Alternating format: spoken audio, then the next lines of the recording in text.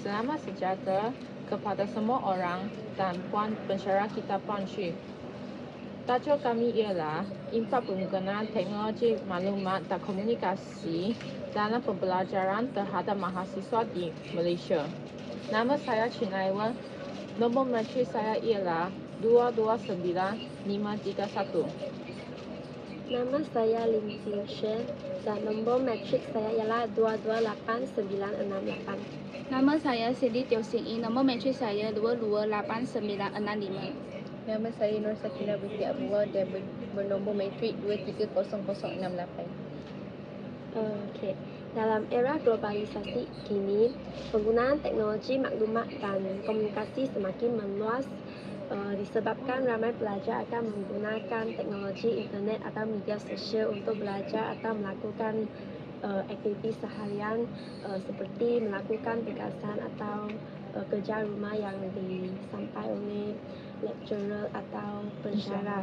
Oleh itu, hari ini kami ingin membincangkan isu tentang penggunaan teknologi maklumat dan komunikasi dan memberikan penjelasan tentang isu ini seperti punca, cabaran, langkah dan pesannya.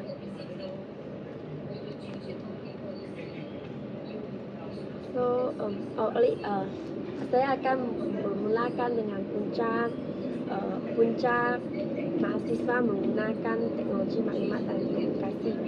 Pada pendapat saya, penggunaan teknologi maklumat semakin meluas disebabkan oleh kemudahan untuk menyelesaikan tugas akademik.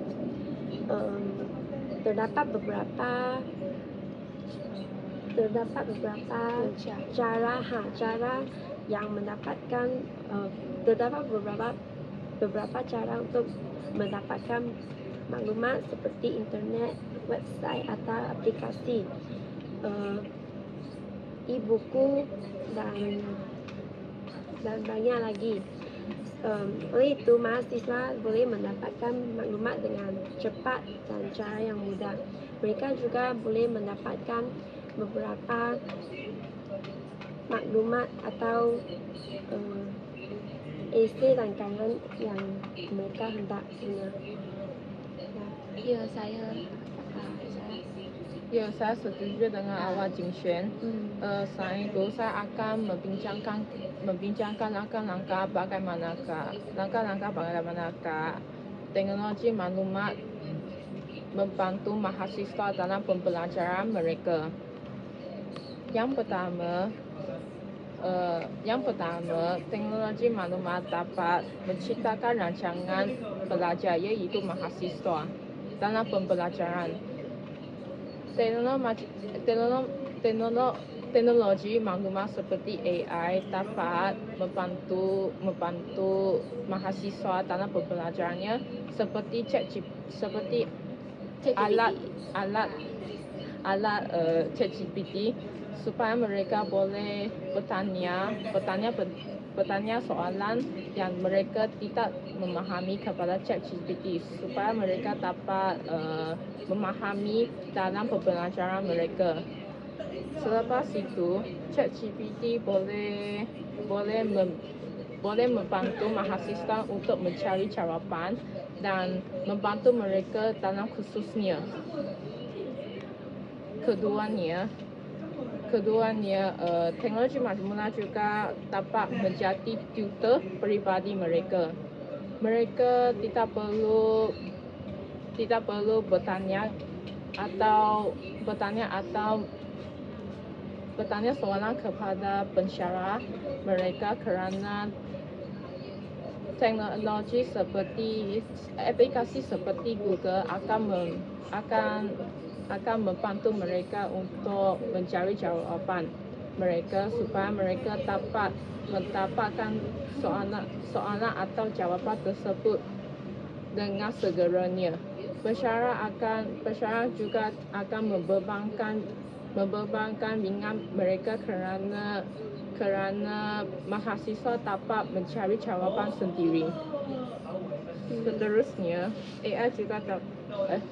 Seterusnya, teknologi juga dapat membantu mahasiswa dalam dalam pembelajaran mereka. Itulah sayangnya maklumat. Ya, saya setuju dengan awak. Sakina, kamu tahu tak apakah cabaran ICT terhadap mahasiswa dalam pembelajaran mereka? Antara cabaran yang saya dapat peroleh dalam internet, di mana bukan semua pelajar mampu membeli peranti seperti komputer riba dan telefon pintar untuk memudahkan mereka belajar dengan lebih berkesan. Selain itu, kawasan luar bandar selalu mempunyai akses internet yang lemah dan tidak stabil, di mana ia akan menyukarkan pelajar di luar bandar untuk belajar dengan mudah. Selain itu, terdapat juga setengah pelajar yang tidak mahir menggunakan aplikasi pembelajaran seperti Microsoft Teams, lepas tu Google Scholar, ChatGPT.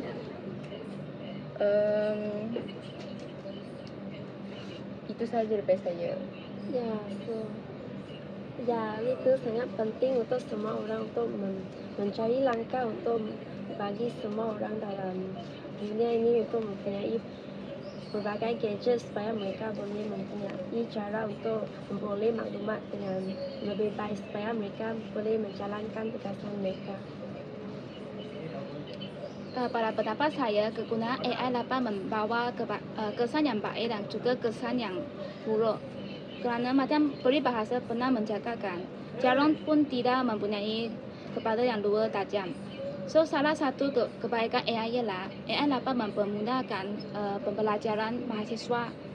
Seperti ChatGPT dapat memudahkan mereka dalam mencari maklumat. Mereka hanya perlu menggunakan tangan mereka untuk mereka punya soalan dalam itu ChatGPT. Mereka akan dapat segala jawapan yang mereka nak. Bukan itu sahaja. Kerja khusus yang mereka perolehi daripada pensyarah, mereka pun boleh dapat secara senang daripada internet dengan bantuan ChatGPT. Bukan itu sahaja. Kebaikan yang kedua ialah macam tadi Iwan kata punya, mereka punya pembelajaran akan lebih seronok dan menarik kerana mereka boleh menggunakan VR seperti realiti maya untuk mentengok itu badan-badan manusia yang susah difahami dalam buku. Kerana mereka boleh dapat secara VR internet macam mereka boleh sentuh lagi. Tetapi kalau mereka tidak menggunakan teknologi ICT dengan bijak, mereka juga akan membahayakan mereka punya pembelajaran. Contohnya, mereka akan melahirkan kebergantungan terhadap internet kerana mereka tidak akan fikir lagi secara sendiri dalam itu perkara yang mereka ingin buat.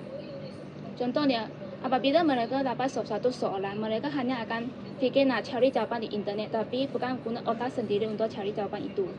Bukan itu sahaja, semasa mereka mendata akaun dalam seperti ChatGPT yang tadi Iwan kata, mereka juga akan membocorkan mereka maklumat bank account melalui Gmail mereka yang data dalam akaun itu. Oleh itu, jika mempunyai orang jahat yang ingin menggunakan maklumat tersebut, mereka punya keselamatan bank mereka akan terjejas. Bukan itu sahaja. Kita masuk dalam universiti untuk belajarkan macam hubungan antara pensyarah dengan pelajar lain. Jika kita asyik bergantung pada itu teknologi ICT, kita akan menjarakan hubungan antara semua orang. Kerana semua orang akan asyik tengok ada handphone mereka ataupun laptop mereka. Mereka tidak dapat mempelajari emosi ataupun cara komunikasi dengan orang sebenar dalam dunia ini. Kerana mereka, macam ChatGPT, dia hanya sesuatu macam robot ataupun AI saja. So, mereka tidak mempunyai macam perasaan seperti manusia yang sebenar. Kalau macam itu, kita tidak dapat mempelajari dan kita punya manusia punya hubungan akan semakin jarak. Perpaduan akan juga dijejaskan. Tapi banyak maklumat seperti sejarah atau perkara yang sangat jauh dengan kita, kami hendak mencari dari internet. Tetapi perkara itu bukan sahaja benar dapat macam internet kan. Kita tidak dapat membezakan perkara itu benar atau palsu. Ada satu-satu pihak akan mempermainkan isu sensitif ataupun isu politik yang untuk macam memburukkan suasana yang harmonis sekarang. Mereka akan mempermainkan macam sana mempunyai macam pergaduhan antara kaum ke ataupun suasana yang macam mungkin tempat itu mempunyai penyakit yang merosakkan yang itu akan mengadakan konflik antara satu sama lain. Gitu. Ya. Ya, saya bersetuju dengan dua-dua orang. Ya, ada yang palsu, yang ada yang benar. So,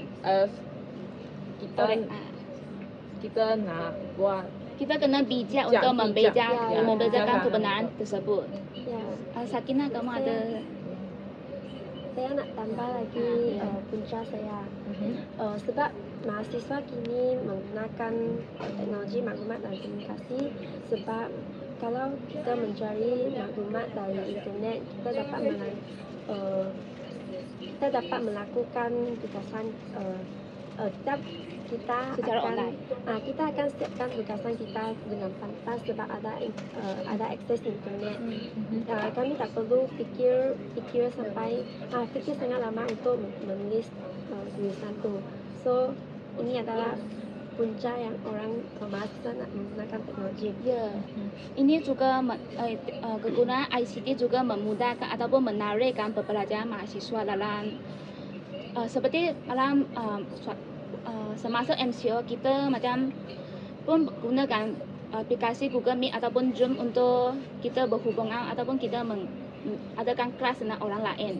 Itu macam sejenis teknologi yang baru dalam ICT untuk kita memudahkan pembelajaran kita kerana semasa itu virus-virus yang bahaya itu COVID-19 akan membahayakan. So kita macam online saja. So itu juga merupakan satu kebaikan ICT dalam pembelajaran mahasiswa. Ya, kelas secara online. Kelas secara talian amat mementing kerana semua orang dapat belajar di mana-mana tempat. Ya. Tapi melalui kelas online juga penyakit mental health, penyakit kesihatan mental meningkat di mana pelajar banyak menghadap komputer, lepas tu mata diorang akan sakit and then tak cukup tidur. 3 orang tengok cermin mata. Ini antaranya contoh.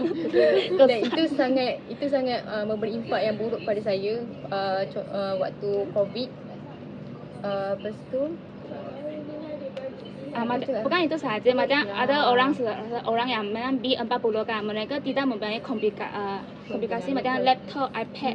So mereka akan rasa risau ataupun dimarah oleh cikgu-cikgu pensyarah mereka sebab mereka tidak dapat mengikut pembelajaran tersebut. So mereka akan macam stress dalam mereka punya mental juga pada mereka. Ada beban. Itu kalau kita nak menggunakan internet atau kelas secara online, secara dalam talian, kita adalah bijak membahagikan masa supaya kita dapat pembelajaran yang berkesan juga fokus dan internet dan juga menjaga kesehatan kita seperti membuat aktiviti fizikal atau senaman. Ya, dan juga dengan hubungan antara adik keluarga supaya tidak sepenuh hati dalam internet saja. Ya, bijak menguruskan masa kita.